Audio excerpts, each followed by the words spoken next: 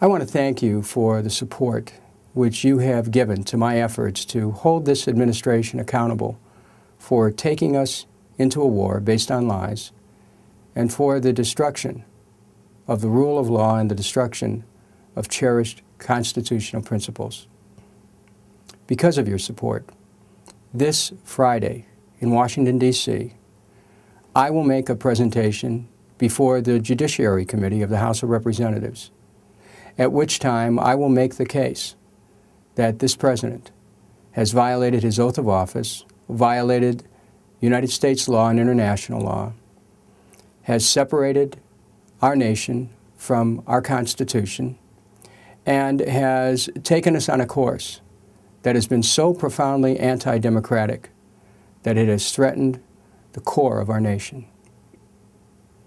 Because of your support, I've been able to advance this series of matters right to the table of the Judiciary Committee.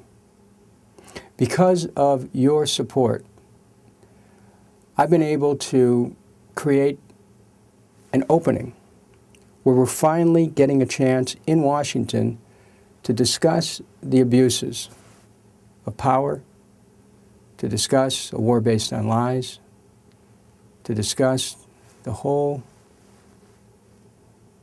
architecture of constitutional principles that have been taken down.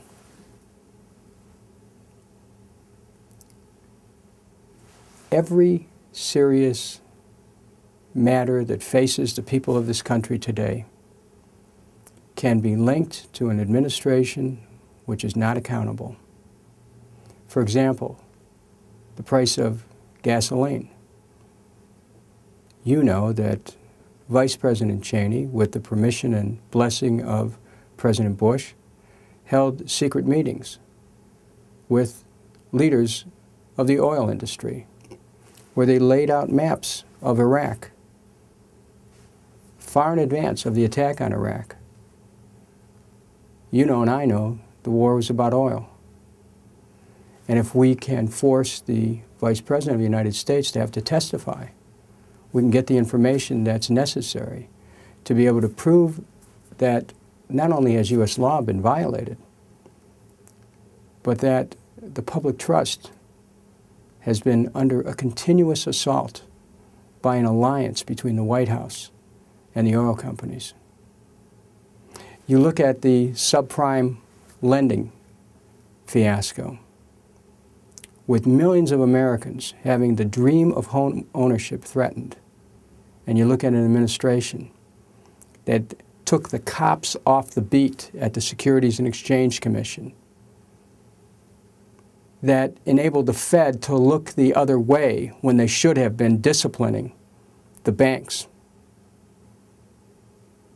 The American people had a right to expect that government would protect their interests.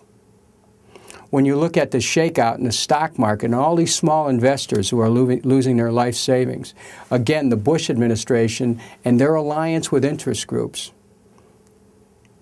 violating an oath of office,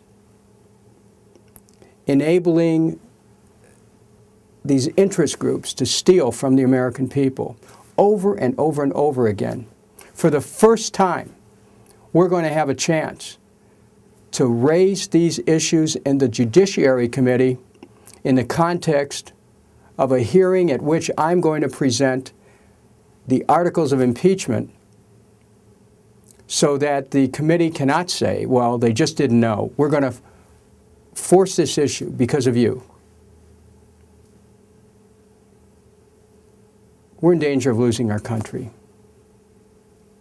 to a war based on lies, to destruction of our civil liberties.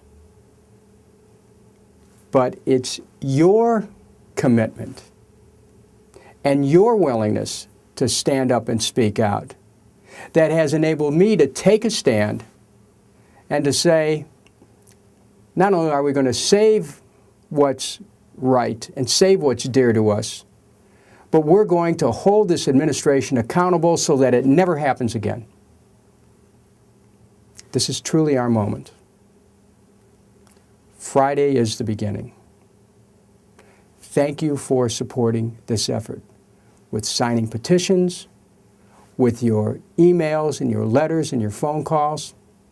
I pledge to you that I will continue my efforts to defend a way of life that the American people have a right to expect to have a government they can call their own, to expect to have a government that will tell them the truth, to expect to have a government that is worthy of the tradition of democracy.